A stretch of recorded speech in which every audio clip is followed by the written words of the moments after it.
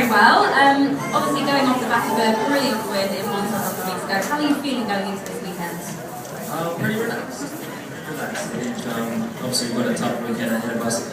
One race to another is always different. Obviously in the last two races we had quite a low downforce setting, as where here we go back to being heavy down or high downforce that we had in Hungary. So of course, car's not been too bad, but we've got some work to do still. So obviously this season's been quite turbulent. There's been so many different races, so many different winners. How are you feeling for our chances for the rest of the season? Well, I feel good about it. I think we've got a great team. You know, the guys are working incredibly hard. We've got lots and lots of stuff that's in the pipeline in terms of developing the car. You know, every race we bring updates to the car, so it might be like the smallest little wing about this big, which will give you, what we'll say is 1 point of downforce or 2 points of downforce, which will then mean that you can go through the corners that little bit faster, and it's worth, you know, maybe a tenth of a second or something like that. So we have those things coming all the time, and I guess it's really a race with how quick we can develop the car through the last part of the season. And reliability is important, and scoring maximum points. So here in Singapore, it's obviously a very different race for us. It's a night race, it's a street race. Do we have to prepare the car differently? Do you have to prepare yourself differently to get ready for this race? I do, so I stay on European time, so you know, I go to bed at like 6 AM, wake up about 2 in the afternoon, and so my day starts a lot later for other people, so I'm very lucky that Hilton, they take care of us, they black out our windows in our hotel room, and we have staff on standby for us that look after us on that time zone. So and then the guys obviously living here, they've got to change their time zone for us, which is great, and they look after us every year. Drinking lots because it's incredibly hot out there. We have thermal underwear, long sleeve thermal underwear, and long johns and a suit. And so before you even get in the car, you're losing weight. You're constantly just water, just sweating. And so, but then the track, you know, it's the longest race of the year, so it's incredibly intense. It's a very, very long circuit, and so the focus you need, you can't outbreak yourself by a couple of meters because then you'll be in war. So this is incredibly important here. So we now actually have a map of the circuit behind us. Can you talk us through the challenges that you're going to face as you're racing around there? Yeah, so that's right. Okay, so we're up here. Yeah, so there's really not really much to say about the straight. This kind of complex of corners is quite tricky. There's a big bump on the way into turn 1, so you know, you're braking as late as possible through here.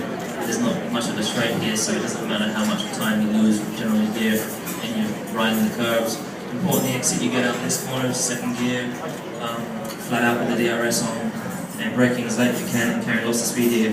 You don't want to lose too much, you want to get on the power as early as possible here, so you can have the DRS all the way down the straight and carry that momentum, and then braking nice and late to turn. Small, there's a little hill, a little bump in the middle of the track as you get from the power, so you always generally have an oversteer moment here. Braking nice and late and just trying to carry as much speed through turn 8. And then this is a great corner, you can't really see the apex, and it turns quite tight at the exit.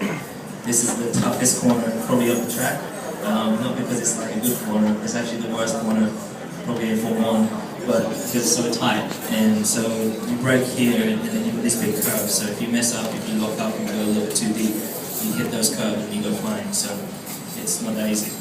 But, and then you've got normal chicane here, straight down here you use DRS, so you can't overtake really. It's a great corner here, to the left, and in this complex here you have obviously the grandstand, that's alongside here through the tunnel.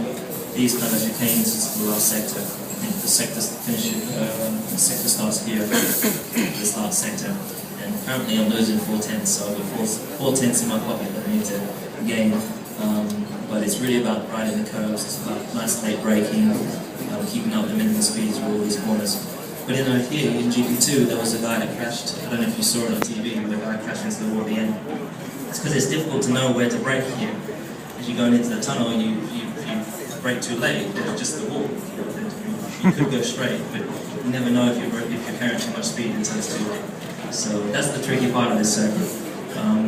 And then this last corner is just you brake a little bit and it's almost flat out after that. So it's it's probably the quickest corner through the whole set. But generally, all the corners together, having that whole lap is obviously 3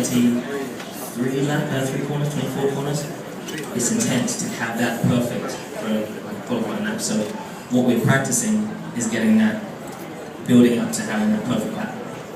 So you had a pretty big downfall here earlier, and I noticed that it really affected what was going on out on the track. How does that actually work? How does a wet track affect how you work the car?